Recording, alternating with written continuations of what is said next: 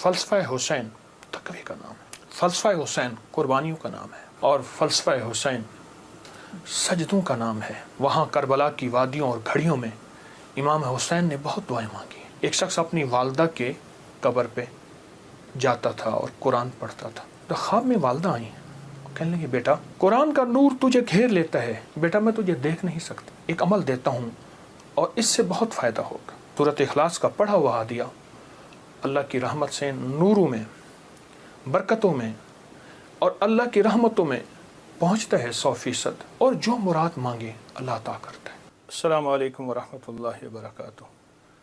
الحمد للہ والصلاۃ لأہلہا، اما بعد، اللہم صلی علی محمد عبدک ورسولک وصلی علی المؤمنین والمؤمنات والمسلمین والمسلمات، اللہم صلی علی محمد کما تحب وترضی لہم، اللہم صلی علی محمد وآل محمد۔ ہے آج بھی زمانے میں چرچا حسین کا، ہے آج بھی زمانے میں چرچا حسین کا، چلتا ہے ساری دنیا میں سکہ حسین کا۔ بھارت میں گر وہ آتا تو بھگوان کہتے ہم، بھارت میں گر وہ آتا تو بھگوان کہتے ہم، ہر ہندو نام پوجا میں جپتا حسین کا، ہر ہندو نام پوجا میں جپتا حسین کا۔ راون کی طرح مٹ گیا دنیا سے تو یزید، لیکن دلوں پہ آج بھی ہے قبضہ حسین کا۔ سر اپنا جو پٹکتی ہے پیاسوں کی یاد میں، لیتی ہے نام گنگا و جمنا حسین کا۔ جے سنگھ پناہ مانگے گی مجھ سے چتا کی آگ، جے سنگھ پناہ مانگے گی مجھ سے چتا کی آگ، مر ہندو ہوں میں ہندو ہوں مگر ہوں شیدا حسین کا۔ ہے آج بھی زمانے میں چرچا حسین کا۔ ایک ہندو کا اظہار عقیدت ہے اس کے مذہب کے مطابق، اس کے ایمان اور اس کے عقیدے کے مطابق۔ محرم کی گھڑیاں تاریخ ہے ایک پیچھے، محرم کے مہینے کے تقدس کی، احترام کی، حرمت کی ایک پورا نظام ہے، اور محرم کے ساتھ امام حسین کی نسبتیں، حضرت حسین بن علی بن ابی طالب، ان کی نسبتیں بہت عجیب ہیں۔ اب سوچنے کی بات یہ ہے کہ انہوں نے ہمیں دیا کیا ہے۔ امام حسین کی زندگی کا سب سے پہلا نظام تقوی ہے، اور تقوی نیکی کرنے کو نہیں کہتے۔ کسی نے حضرت عباس رسول اللہ صلی اللہ تعالی وسلم کے چچا، ان کے بیٹے حضرت عبداللہ بن عباس سے پوچھا تقوی کس چیز کا نام ہے؟ تو پوچھا نہ کرنے کا نام ہے، کرنے کا نام تو نہیں ہے۔ فرما دیجئے کیا کرنے کا نام، کیا نہ کرنے کا نام؟ فرمایا تقوی گناہ نہ کرنے کا نام ہے۔ ایک بندہ بہت زیادہ نیکیاں کرتا ہے اور پھر بہت گناہ کرتا ہے، اس کو متقی نہ کہا جائے گا۔ فلسفہ حسین تقوی کا نام ہے، فلسفہ حسین قربانیوں کا نام ہے۔ فلسفہ حسین پانی نہیں مل رہا، پیاس کی شدت ہے، میں اس جگہ کو جا کے خود دیکھ کے آیا ہوں، کربلا کی ان وادیوں میں، لیکن اس بات کا اس پیغام کا نام ہے کہ وہاں حرام نہیں چلے گا، وہاں مشکوک نہیں چلے گا، وہاں حلال طیب اور طاہر زندگی چلے گی۔ ایک نظام ہے۔ اور فلسفہ حسین سجدوں کا نام ہے کہ جنگ جاری ہے اور نماز کا وقت آیا، آدھوں نے نماز پڑھی، آدھوں نے جنگ کی، پھر انہوں نے نماز پڑھی، سجدے قضا نہیں ہوئے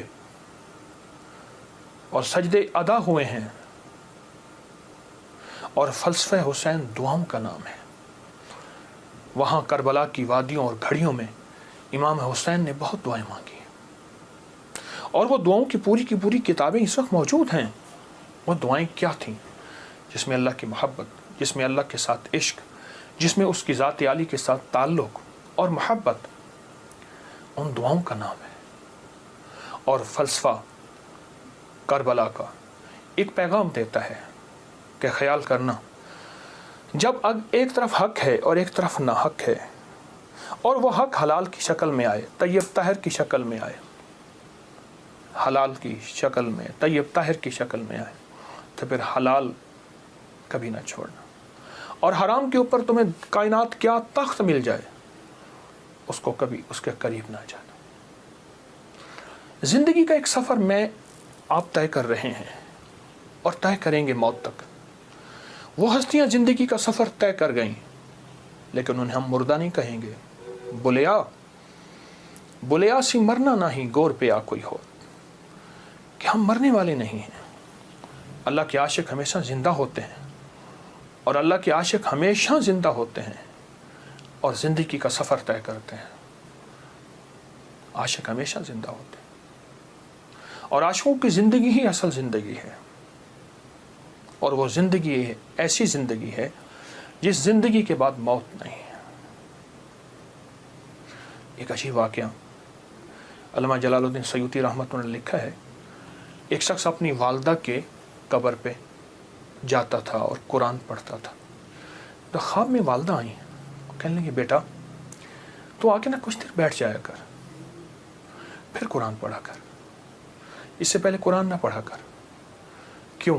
جب تو آتا ہے قرآن کا نور تجھے گھیر لیتا ہے. بیٹا میں تجھے دیکھ نہیں سکتی, تیرے قرآن پڑھنے سے میری قبر نوری, نورانی, روحانی, اس میں روشنی, اس میں برکت. لیکن میں تجھے دیکھنا بھی چاہتی ہوں. ماں ہوں, ماں کی مامتا بیٹے کو دیکھ کے بھی کلیجہ ٹھنڈا کرتی ہے.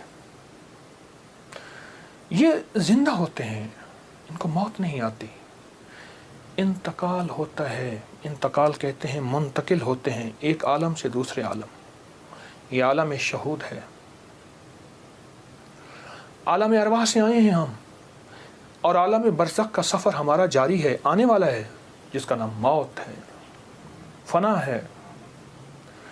ان ہستیوں نے ہمیں ایک پیغام دیا, ان ہستیوں نے ہمیں ایک زندگی کا سبق دیا کہ کبھی بھی زندگی میں اگر یہ نظام آ جائے تو پھر حلال اور حرام کی پہچان کرنی ہے, پھر حق اور ناحق کی پہچان کرنی ہے. اور حلال اور حرام میں اگر کنبا جا رہا اور معصوم بچے جا رہے, اور پھر یہ نہیں دیکھنا کہ کون جا رہا, پھر دیکھنا یہ ہے کہ اللہ کی راہیں, سچی راہیں کون ہیں اور کہاں ہیں اور کیسے ہیں. امام حسین کی زندگی میں اور ان کا جتنا بھی قافلہ تھا, ان کی زندگی میں کچھ وظائف بھی ملتے ہیں جو میں لوگوں کو بہت بتاتا ہوں, اور اس سے بہت فائدہ ہوتا ہے اور اس سے بہت نفع ہوتا ہے. ایک عمل دیتا ہوں, بہت زندگی میں کام آئے گا. ان مبارک گھڑیوں کے حوالے سے ایک عمل دیتا ہوں اور اس سے بہت فائدہ ہوگا. وہ عمل یہ ہے کہ آپ 2 تسبیح سورۃ فاتحہ کی پڑھیں, اول آخر 3 دفعہ درود شریف, اور سورۃ فاتحہ کی 2 تسبیح پڑھ کے اور اس کا ہدیہ حضور کے گھرانے کو ہدیہ کریں. اور اگر چاہیں تو 2 تسبیح سورۃ اخلاص کی پڑھ لیں, 2 تسبیح سورۃ اخلاص کی, اور اس کا ثواب حضور کے گھرانے کو ہدیہ کریں. اور یہ سورۃ اخلاص کا پڑھا ہوا ہدیہ اللہ کی رحمت سے نوروں میں, برکتوں میں اور اللہ کی رحمتوں میں پہنچتا ہے 100%. اور حضور کے گھرانے کو ہدیہ کریں. اور حضور کے گھرانے میں حضور کی بیویاں, بیٹیاں, داماد, نواسے, نواسیاں, یہ حضور کا گھرانہ ہے. اور اس حضور کے گھرانے میں یہ حسینی قافلہ بھی حضور کا گھرانہ ہے. ان کو ہدیہ کریں حضور کے گھرانے کو, اور جو مراد مانگے اللہ عطا کرتا ہے. اور یہ مسلسل عمل کرتے رہیں.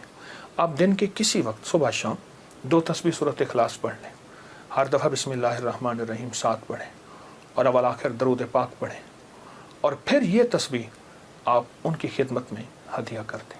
آپ کا کوئی مسئلہ ہے, آپ کی کوئی مشکل ہے, آپ کی کوئی پریشانی اور ناممکن ہے, اس مسئلے, مشکل اور پریشانی میں یقیناً آپ کے لیے خیر کی, برکتوں کی اور رحمت